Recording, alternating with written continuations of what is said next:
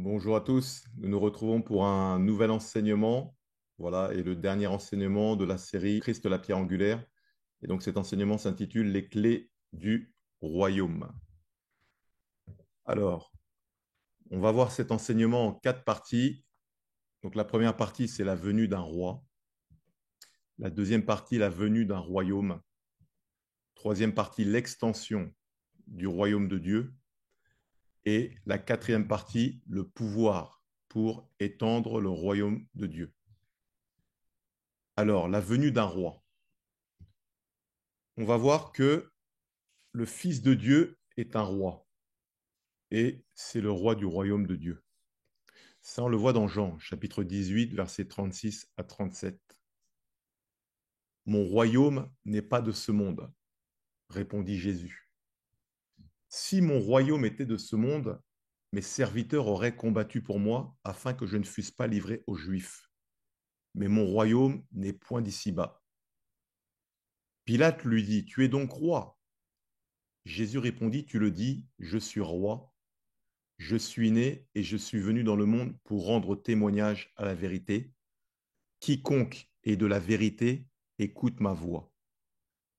Et donc, alors, au verset 36, mon royaume n'est pas de ce monde, c'est le mot grec basiléa. Et lorsque Pilate lui dit, tu es donc roi, c'est le mot grec basileus. Et ça, c'est important, on va le voir juste après. Basiléa, qu'est-ce que c'est? C'est le pouvoir royal, royauté, domination, autorité, donc dignité royale. Le pouvoir royal de Jésus comme Messie triomphant, le pouvoir royal et la dignité conférée aux chrétiens dans le royaume du Messie. Je relis, le pouvoir royal et la dignité conférée aux chrétiens dans le royaume du Messie. Donc, lorsque les chrétiens qui sont nés de nouveau, dans Apocalypse, on va le voir juste après, le texte dit qu'il a fait de nous des rois et des sacrificateurs pour Dieu le Père, qu'il a fait de nous un royaume et des sacrificateurs pour Dieu le Père, et on va voir que c'est le même mot. C'est le mot Basiléa. Voilà. Et donc Basiléou, c'est le roi messianique, le roi des rois, c'est Dieu comme roi. Voilà. Et donc le roi s'est fait homme, il s'est fait serviteur pour apporter son royaume sur la terre. Le texte nous dit, lequel existant en forme de Dieu, n'a point regardé comme une proie arrachée d'être égal avec Dieu, mais s'est dépouillé lui-même en prenant une forme de serviteur, en devenant semblable aux hommes, et ayant paru comme un simple homme, il s'est humilié, se rendant obéissant jusqu'à la mort, même jusqu'à la mort de la croix. Voilà. Donc le Fils de Dieu qui était aux côtés du Père, qui est lui-même Dieu, s'est dépouillé de sa gloire pour pouvoir être incarné. La parole a été faite chair, Jean chapitre 1, verset 14, et il a pris une forme de serviteur. Et donc, il s'est rendu obéissant jusqu'à la mort de la croix, c'est-à-dire il s'est soumis totalement à la volonté du Père. L'agneau de Dieu est mort pour les péchés du monde. Comme il a réussi parfaitement le mandat que le Père lui avait confié, il a été récompensé. La récompense apparaît au verset 9. C'est pourquoi aussi Dieu l'a souverainement élevé et lui a donné le nom qui est au-dessus de tout nom, afin qu'au nom de Jésus, tout genou fléchisse dans les cieux, sur la terre et sous la terre, et que toute langue confesse que Jésus-Christ est Seigneur à la gloire de Dieu le Père. Philippiens, chapitre 2, versets 5 à 11. Voilà. Donc le roi s'est fait serviteur pour servir. On le voit ça dans Matthieu 20, 28. C'est ainsi que le Fils de l'homme est venu non pour être servi, mais pour servir et donner sa vie comme la rançon de plusieurs. Et également, on le voit, comme vous pouvez le voir sur l'image à droite, juste avant d'aller à la croix, il s'est abaissé au point de laver les pieds de ses disciples. Ce qu'il faut savoir, c'est qu'à cette époque, comme les gens avaient des sandales, lorsqu'ils arrivaient dans une maison, c'était les serviteurs, les servantes qui lavaient les pieds.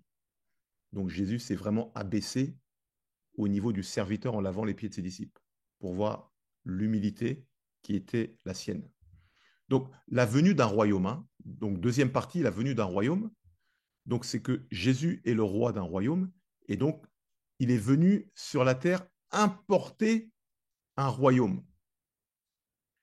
il est venu amener le royaume de Dieu, ou dans Matthieu notamment, qui utilise l'expression royaume des cieux, il est venu l'amener sur la terre.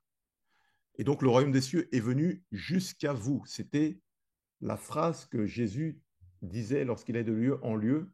On le voit ça notamment dans Matthieu chapitre 4, versets 16 à 17. Ce peuple assis dans les ténèbres a vu une grande lumière. Et sur ceux qui étaient assis dans la région et l'ombre de la mort, la lumière s'est levée. Dès ce moment, Jésus commença à prêcher et à dire, repentez-vous, car le royaume des cieux est proche. Voilà. Repentez-vous, c'est le mot métanoéo,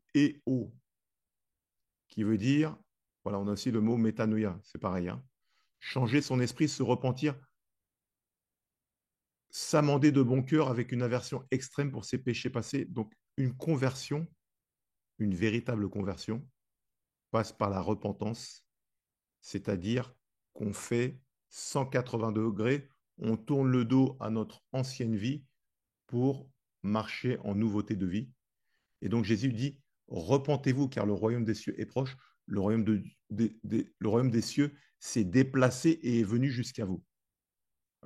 Comme on a pu le voir précédemment, le royaume des cieux ne consistait pas avec un roi sur un cheval suivi d'une armée pour renverser l'Empire romain. Le royaume de Dieu consistait à prêcher la parole, et la parole qui pénètre dans les cœurs, dès lors qu'elle tombe dans un bon cœur, cette parole produit la foi et le royaume est implanté dans le cœur de celui, de celle qui a entendu la parole. Cette parole, elle est lumière, on l'a vu, et donc elle apporte la lumière, elle chasse les ténèbres et elle amène la révélation. Donc le royaume des cieux commence tout d'abord vers l'intérieur. Donc, donc Jésus est venu conquérir les cœurs en premier, et lorsque les cœurs ont été conquis, maintenant les gens sont en capacité de conquérir les sphères dans lesquelles Dieu les appelle. Tout commence par l'intérieur. Voilà. Or, on le voit bien souvent, la religion, c'est très souvent une apparence extérieure, une forme de sainteté, une forme de piété. Voilà. Mais le cœur n'est pas changé. Lorsque la parole de Dieu pénètre dans un cœur, le cœur est recréé. Il dit, je changerai votre cœur de pierre en cœur de chair. Je vous donnerai un esprit nouveau et je mettrai mon esprit en vous. Ézéchiel, chapitre 36, verset 26. Voilà. Donc, les signes du royaume de Dieu sur la terre, lesquels sont-ils? On le voit ça dans Luc, chapitre 7, versets 20 à 22. Arrivé auprès de Jésus, ils dirent à Jean-Baptiste, Jean-Baptiste nous envoyait vers toi pour dire, es-tu celui qui doit venir ou devons-nous en attendre un autre? Alors même, Jésus guérit plusieurs personnes de maladies, d'infirmités et d'esprits malins, et il rendit la vue à plusieurs aveugles. Voilà. Et il leur répondit, allez, rapportez à Jean ce que vous avez vu et entendu. Les aveugles voient, les boiteux marchent, les lépreux sont purifiés, les sourds entendent, les morts ressuscitent, la bonne nouvelle est annoncée aux pauvres. Voilà. Ça, c'était les signes du royaume. Quand le royaume est quelque part, il y a des guérisons, il y a des délivrances, il y a des vies qui sont changées et transformées. Voilà. Donc Jésus est venu libérer les hommes de l'emprise du diable. C'était son ministère. Ça. Et ça, on l'a déjà vu à plusieurs reprises, mais on va le revoir quand même. Dans Actes chapitre 10, verset 38, vous savez comment Dieu a oint du Saint-Esprit et de force Jésus de Nazareth qui allait de lieu en lieu, faisant du bien et guérissant tous ceux qui étaient sous l'empire du diable, car Dieu était avec lui. Et donc dans 1 Jean chapitre 3, verset 8, le Fils de Dieu apparut afin de détruire les œuvres du diable. Donc lui, le diable, il veut lier les hommes, les garder dans l'ignorance, les garder dans l'ignorance, notamment à travers le mensonge. Voilà. Et donc Jésus, lui, est venu rendre témoignage à la vérité. Donc on voit que l'une des guerres principales se trouve entre le mensonge, qui correspond au diable, puisque diable veut dire calomniateur, et Jésus, qui est venu apporter la vérité. Il a dit, je suis le chemin, la vérité et la vie. Voilà. Nul ne vient au Père que par moi. Jean, chapitre 14, verset 6. OK. Donc, les effets du royaume. 1 Corinthiens 4, 20, car le royaume de Dieu ne consiste pas en parole, mais en puissance. Romains 14, 17, car le royaume de Dieu, ce n'est pas le manger et le boire, mais la justice, la paix et la joie par le Saint-Esprit. Voilà. Et la version parole de vie, en effet, le royaume de Dieu n'est pas une question de nourriture et de boisson. Le royaume de Dieu, c'est la justice, la paix et la joie donnée par l'Esprit Saint. Donc on voit que le royaume a des signes. Lorsque le royaume est quelque part, il est manifeste. On a vu juste avant, il y a des guérisons, des signes, des miracles, il y a des vies qui sont transformées, les gens se repentent, ceux qui étaient dans la ténèbre reçoivent la lumière, voilà. Et on voit que le royaume ne consiste pas uniquement en paroles, mais en puissance. Et le royaume apporte la justice, la paix et la joie. La justice, c'est-à-dire, c'est lui qui détermine ce qui est juste et ce qui ne l'est pas. Voilà, ce n'est pas les hommes avec l'humanisme, hein, parce qu'on voit que là, ce qui est le mal est appelé bien et le bien est appelé mal. C'est le royaume qui détermine ce qui est juste et ce qui ne l'est pas. Donc, le royaume des ténèbres versus le royaume de Dieu. Donc, on voit que la guerre est entre le royaume des ténèbres et le royaume de Dieu. OK? On va voir les symptômes du royaume des ténèbres et on va voir les bénéfices du royaume de Dieu. Alors, quels sont les symptômes? Voilà, j'utilise le mot symptôme parce que c'est une maladie du royaume des ténèbres. Donc, Éphésiens chapitre 4, verset 18. Ils ont l'intelligence obscurcie, ils sont étrangers à la vie de Dieu à cause de l'ignorance qui est en eux, à cause de l'endurcissement de leur cœur. Donc l'un des symptômes du royaume des ténèbres, c'est qu'il vient obscurcir l'intelligence des gens. Il implante en eux l'ignorance et il endurcit leur cœur. 2 Corinthiens chapitre 4, verset 4. Si notre évangile est encore voilé, il est voilé pour ceux qui périssent, pour les incrédules, dont le Dieu de ce siècle a aveuglé l'intelligence, afin qu'ils ne visent pas briller la splendeur de l'évangile de la gloire de Christ, qui est l'image de Dieu. Donc, le Dieu de ce siècle, qui est Satan, aveugle l'intelligence des individus afin qu'ils ne voient pas, afin qu'ils ne croient pas, afin qu'ils restent dans l'ignorance. Voilà. Ensuite, dans Colossiens chapitre 1, verset 13, Jésus nous a délivrés de la puissance des ténèbres et nous a transportés dans le royaume de son Fils bien-aimé. Donc en fait, on voit que le royaume des ténèbres opère grâce à une puissance qui consiste notamment à aveugler l'intelligence et à garder les gens dans l'ignorance. Voilà. À l'inverse, le royaume de Dieu, lui, a des bénéfices. 2 Corinthiens chapitre 4, verset 4, car Dieu, qui a dit la lumière brillera du sein des ténèbres, a fait briller la lumière dans nos cœurs pour faire resplendir la connaissance de la gloire de Dieu sur la face de Christ. Donc on a vu que ceux qui sont sous l'emprise du royaume des ténèbres ont l'intelligence obscurcie, tandis que ceux qui se tournent vers Christ, la lumière vient briller au-dedans d'eux, ok, et vient maintenant éclairer et illuminer leur cœur. Voilà. 2 Corinthiens chapitre 3 verset 18, nous tous qui le visage découvert contemplons comme dans un miroir la gloire du Seigneur, nous sommes transformés en la même image, de gloire en gloire, comme le Seigneur l'Esprit. Donc lorsque l'Esprit est à l'intérieur d'un individu, ok, ça resplendit à l'extérieur. Et donc le voile qui couvrait son visage est ôté. Et maintenant, le ministère de Paul, en quoi consistait-il? On le voit ça dans Actes chapitre 26, versets 17 à 18. Dieu a choisi Paul, hein. On le voit ça dans Acte 9. Alors qu'il allait à Damas, tout à coup une grande lumière est apparue, il a entendu une voix, il a dit, c'était Jésus qui lui parlait, il disait, Paul, pourquoi me persécutes-tu? Et donc dans Acte 9, Paul se rend compte que Jésus est véritablement le Messie, il commence à le suivre, et donc lui, il a été appelé pour pouvoir maintenant manifester le royaume de Dieu. Et donc il dit, donc dans Acte chapitre 26, versets 17 à 18, Dieu lui a dit, je t'ai choisi du milieu de ce peuple et du milieu des païens vers qui je t'envoie, afin, quoi, que tu leur ouvres les yeux pour qu'ils passent des ténèbres à la lumière et de la puissance de Satan à Dieu, pour qu'ils reçoivent par la foi en moi le pardon des péchés et l'héritage avec les sanctifiés. Donc on voit qu'en fait, ceux qui sont dans le royaume des ténèbres sont aveuglés. Voilà. Et donc, Christ est venu ouvrir les yeux, afin que lorsque les yeux sont ouverts, automatiquement, il voit la lumière, et donc il passe des ténèbres à la lumière et de la puissance de Satan à Dieu. Alors, j'ai fait un petit schéma pour qu'on puisse comparer les deux royaumes. Donc, à gauche, on a les symptômes du royaume des ténèbres, et à droite, on a les bénéfices du royaume de Dieu. Donc, dans le royaume des ténèbres, que se passe-t-il? L'homme est dominé par la chair. Et donc, les symptômes, ce sont lesquels? La mort spirituelle, dépression, addiction, peur, colère, aveuglement spirituel, manque de pardon et mort éternelle. Voilà. Donc, c'est la séparation éternelle d'avec Dieu. Les bénéfices du royaume de Dieu, c'est dominé par le Saint-Esprit. C'est la nouvelle naissance qui vient apporter la paix, la liberté en Christ, l'amour, la joie, le pardon et la vie éternelle. Voilà. Au travers de ce petit schéma, on peut voir que les deux royaumes sont diamétralement opposés. Alors, troisième partie, l'extension du royaume de Dieu.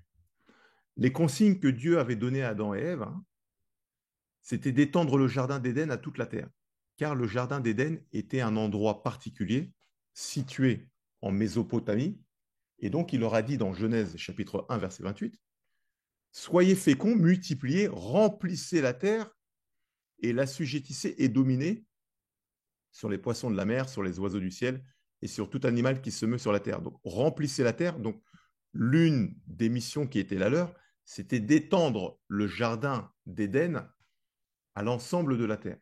OK? Lorsque Jésus a envoyé ses 12 disciples, dans Matthieu chapitre 10, versets 7 à 8, il leur dit, allez prêcher et dites, le royaume des cieux est proche. Guérissez les malades, ressuscitez les morts, purifiez les lépreux, chassez les démons, vous avez reçu gratuitement, donnez gratuitement. Les consignes maintenant. Donc, ah oui. Donc, oui, ce qu'on peut voir là, c'est que donc Jésus leur a dit, prêcher le royaume des cieux est proche, et donc eux, leur mission, c'était aussi d'étendre le royaume. Adam et Ève, c'était d'étendre le jardin d'Éden. Les disciples, c'était d'étendre le royaume. Et donc, on a vu précédemment ce qu'est le royaume. Hein. Donc maintenant, les consignes laissées par Jésus à l'ensemble de ses disciples. Ça, on le voit dans Matthieu chapitre 28, versets 18 à 20. Juste avant de quitter ses disciples, Jésus leur dit, tout pouvoir m'a été donné dans le ciel et sur la terre. OK? Allez, faites de toutes les nations des disciples, les baptisant au nom du Père, du Fils et du Saint-Esprit, et enseignez-leur à observer tout ce que je vous ai prescrit. Et voici, je suis avec vous tous les jours jusqu'à la fin du monde. Donc Jésus leur a dit, maintenant que vous avez reçu le royaume, je vous demande de l'étendre à toute la terre. Qu'est-ce que le royaume? C'est la justice, la paix et la joie par le Saint-Esprit. Voilà. Et donc la plupart de nos contemporains, c'est ce à quoi ils aspirent en fait. C'est à la paix, à la joie et à la justice. Sauf que ne sachant pas où trouver cela, ils vont essayer plein d'autres voies, voilà, notamment les spiritualités alternatives, avec pour quasiment seul et unique but de pouvoir remplir ce vide intérieur-là qui oppresse chaque individu qui n'a point Dieu. Voilà.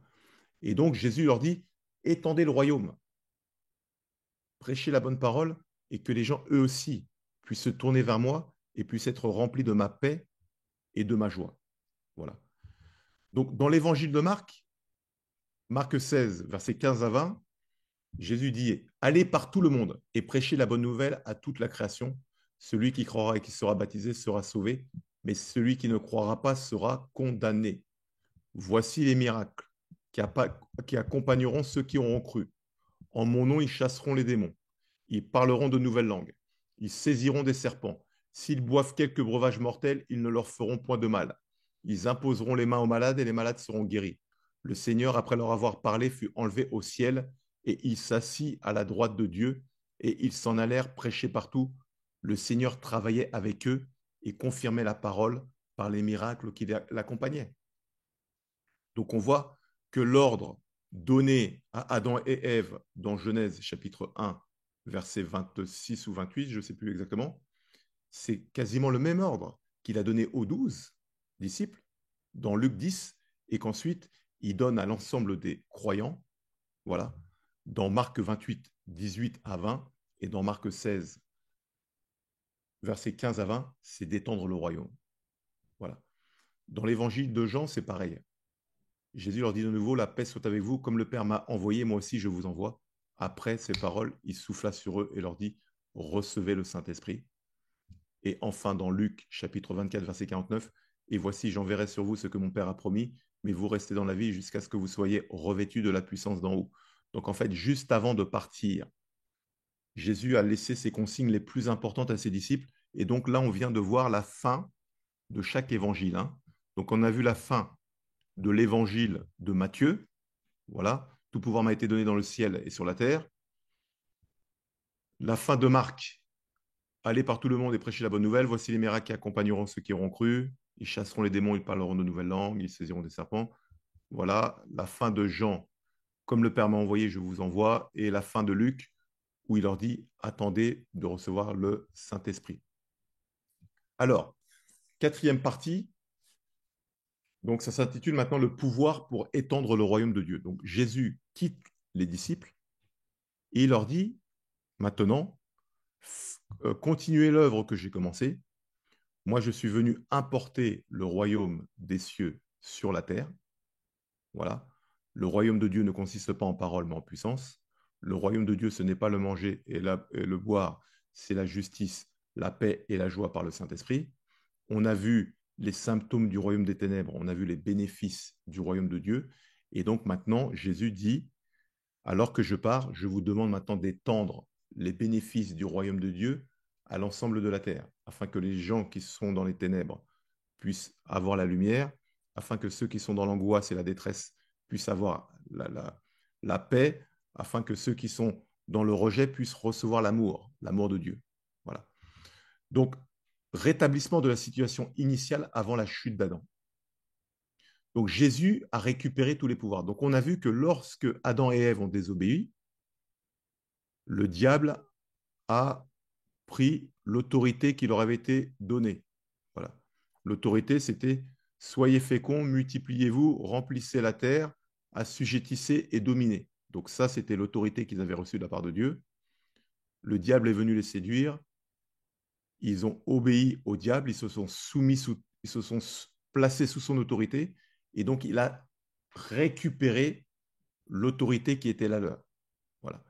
Maintenant, lui, Jésus, a récupéré cette autorité. On le voit dans Matthieu 28. Hein.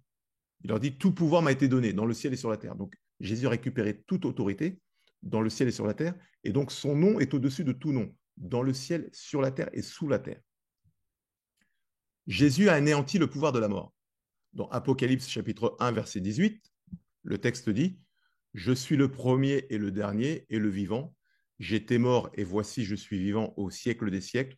Je tiens les clés de la mort et du séjour des morts. Voilà. C'est pourquoi maintenant Jésus a le pouvoir de délivrer tous ceux qui étaient captifs de l'emprise de la mort. Pourquoi? Parce qu'il a récupéré les clés de la mort et du séjour des morts. Ça, on le voit dans Hébreux, chapitre 2, versets 14 à 15. Ainsi donc, puisque les enfants participent au sang et à la chair, il y a également participé lui-même afin que par la mort, il anéantit celui qui a la puissance de la mort, c'est-à-dire le diable, et qu'il délivra tous ceux qui, par crainte de la mort, étaient toute leur vie retenus dans la servitude. Donc Jésus, il a récupéré tous les pouvoirs. Un. Deux, il a anéanti le pouvoir de la mort. Trois, il a délivré ceux qui étaient captifs de l'emprise de la mort. Voilà. Et donc, il a délégué cette autorité à celles et ceux qui croient en son nom et qui sont nés de nouveau, en faisant d'eux justement des rois. Ça, on le voit où? On le voit dans Apocalypse chapitre 1, verset 6. Et qui a fait de nous un royaume des sacrificateurs pour Dieu son Père, à lui soit la gloire et la puissance au siècle des siècles. Amen. Le mot, c'est le même mot grec qu'on a vu au début, c'est le mot basileus, qui vient de basiléo, qui veut dire roi.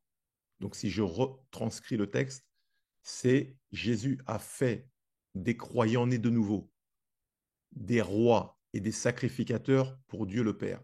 Donc des rois, c'est-à-dire que le croyant né de nouveau est appelé à étendre le royaume de Dieu, et des sacrificateurs, ça veut dire qu'il est appelé à servir Dieu. Voilà. Et donc, Jésus a donné aux croyants nés de nouveau, il leur a donné les clés sur la puissance des ténèbres. Ça, on le voit dans Matthieu chapitre 16, verset 19.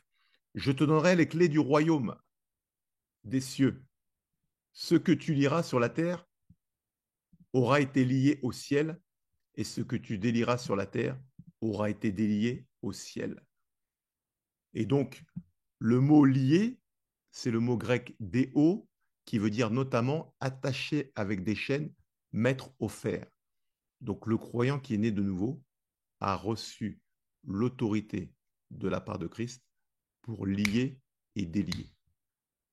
Voilà. Et donc, par la prédication de la parole, il peut délier ceux qui sont sous l'emprise des ténèbres. Voilà. Il peut délier par la délivrance ceux qui sont sous l'emprise des esprits impurs. Voilà. Non pas parce qu'il a fait quelque chose de spécial, mais parce que Christ lui a délégué cette autorité. Et donc, qu'est-ce qu'on peut voir en conclusion? C'est que Jésus n'est pas venu apporter une religion, il est venu apporter un royaume. Voilà. Lui qui était roi s'est humilié en venant sur la terre. Il a pris la forme d'un serviteur. Il est venu étendre le royaume.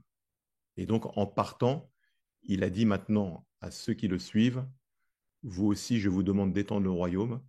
Voilà. Et je vous donne mon autorité, exousia.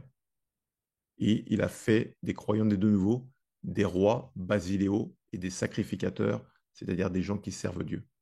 Voilà. Et on va conclure avec ce verset de Matthieu chapitre 6, versets 9 à 10. Voici donc comment vous devez prier. Notre Père qui est aux cieux, que ton nom soit sanctifié, que ton règne vienne. Ton règne, c'est quoi? C'est Basiléa. En fait, c'est que ton royaume vienne et que ta volonté soit faite sur la terre comme au ciel. En d'autres termes, la prière de notre Père consiste à appeler à ce que le royaume de Dieu se déploie totalement sur la terre. Voilà. Très bonne soirée à tous et à bientôt.